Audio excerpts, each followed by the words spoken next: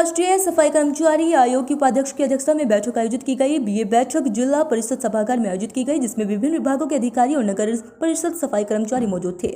राष्ट्रीय सफाई कर्मचारी आयोग की उपाध्यक्ष अंजना पवार कल भिवाड़ी पहुंची और वहां के अधिकारियों के बैठक ली और राज्य जिला परिषद में बैठक आयोजित हुई। इस दौरान सफाई कर्मचारियों ने अपनी विभिन्न मांगों को लेकर राष्ट्रीय सफाई कर्मचारी आयोग की उपाध्यक्ष अंजना पवार को ज्ञापन सौंपा और समस्याओं से अवगत कराया गया। इस मौके पर उन्होंने कहा कि भारत सरकार में राज्य सरकार द्वारा सफाई कर्मचारियों के लिए चलाई जा रही योजनाओं का लाभ सफाई कर्मचारियों को मिलना चाहिए। ऐसे में वे सरकार की किसी भी योजना से वंचित नहीं रहे। इसके लिए उन्होंने तमाम विभागों के अधिकारियों को कहा कि सफाई कर्मचारियों की बस्ती में जो आकर राज्य सरकार व भारत सरकार की योजनाएं चल रही है उनका प्रचार प्रसार करें, जिससे कि सफाई कर्मचारियों को सरकार की योजनाओं का लाभ मिल सके। इसके अलावा उन्होंने नगर परिषद आयुक्त मनीष पोतदार से भी सफाई कर्मचारी को लेकर वार्ता की और कहा सफाई कर्मचारियों को नगर निगम से मिलने वाली जो भी मूलभूत सुविधाएं हैं उनको उपलब्ध होनी चाहिए।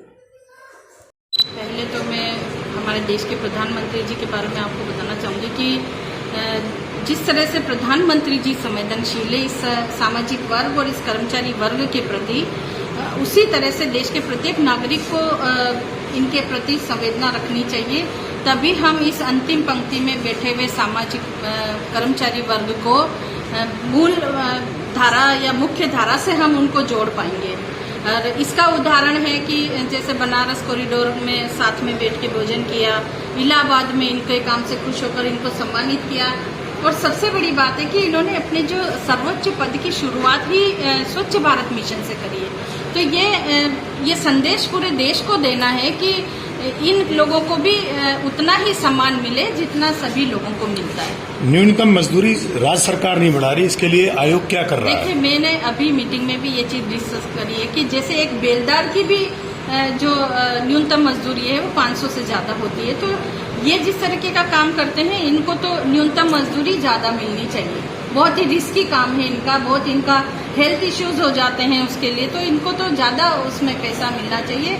इसके लिए मैंने यहाँ पर भी अपने जो मीटिंग के मिनट्स हैं उसमें नोट करवाया है। मैं अपनी तरफ से आयोग के उसमें भी हम लिखूंगी उसको। मैं सरकार की जो भर्तियां निकलती हैं अक्सर कोर्ट के डायरेक्शन से उन पर रोक लगा दी जाती है, क्या कहना चाहेंगे इस बारे में? देखिए, अब ये भर्तियों का और ये सब चीजें आयोग से अलग है, इसलिए मेरा वो नहीं है। आयोग अपना पुनर्वास जो इन कर्मचारियों का और इनका कैसे हम शैक्षणिक, सामाजिक और आर्थिक स्तर सुधारें उसका अध्ययन करने आता है। एक महत्वपूर्ण सवाल है, जब सरकार में बजट ही नहीं है तो आयोग किस तरह उनको राय दे सकता है, या आयोग सेंट्रल से कोई फंड दिला सकता है?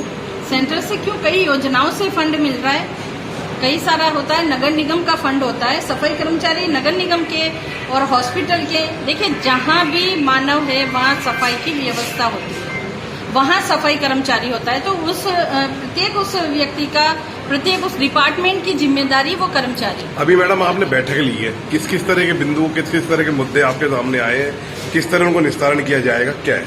देखिए, बैठक जो ली है वो इनकी मूलभूत सुविधाओं के उसमें कई उनको सामान नहीं मिलता है। उनको यूनिफॉर्म के लिए जो राशि दी जा रही है वो बहुत ही कम है, जबकि उनको मौसम के अनुसार वर्दी दी जानी चाहिए, तभी वो लोग काम अच्छी तरह से कर पाए। एक महत्वपूर्ण सवाल है, आपने बहुत बड़ी मीटिंग ली, टेंडर प्रक्रिया बड़ी पारदर्शी हो चुकी है, आजकल ऑनलाइन होती है, सरकार कम से कम पैसे में काम कराना चाहती है, आयोग राज्य सरकार को क्या निर्देश देगा?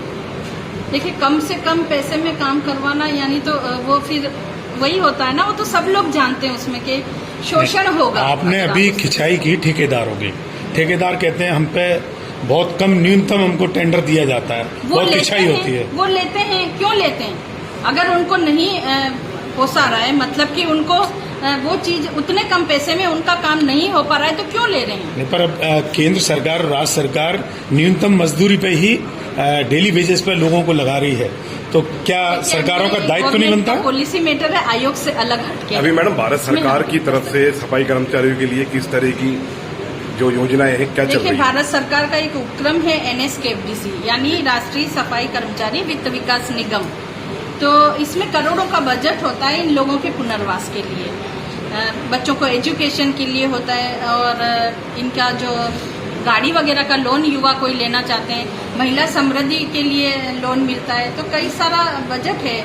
उसके लिए मैंने यहाँ पर निर्देश दिया है कि इनकी जो बस्तियां हैं उन बस्तियों में जाके कैंप लगाएं, और उनको अवेयर करें, उनको जानकारी दें कि आपके हित के लिए सरकार इतना पैसा दे रही है और आप उसमें ऑनलाइन रजिस्ट्रेशन का प्रावधान है। तो ये जो कर्मचारी वर्ग है ये कम पढ़ा लिखा होता है, ऑनलाइन नहीं कर पाता है, तो आप उसका एक ऐसा प्रावधान करें कि उस कैंप में वो डेस्क अपनी हेल्प डेस्क लेके जाएं और वहीं उनका जिस चीज में वो लोन लेना चाहें, जिस चीज में मदद देना चाहें, वो वहाँ अपना। आज की पूरी मीटिंग के बाद आपका अगला दौरा कब होगा और किस तरह के बिंदु आप मेन रखेंगे? देखिए, अगले दौरे का तो कुछ कह नहीं सकते मैं। एक्चुअली में पूरे देश में बहुत सारी समस्याएं हैं सफाई कर्मचारी वर्ग से जुड़ी हुई, तो कहीं भी जाना पड़ता है। मेन मुद्दा यहाँ था, एक सीवर की डेथ हुई थी भिवाड़ी में, तो उसका अभी कुछ निस्तारण हुआ नहीं था। तो कल से मैं उसमें लगी हूँ कि पीड़ित परिवार को ज्यादा से ज्यादा उसमें फायदा मिले।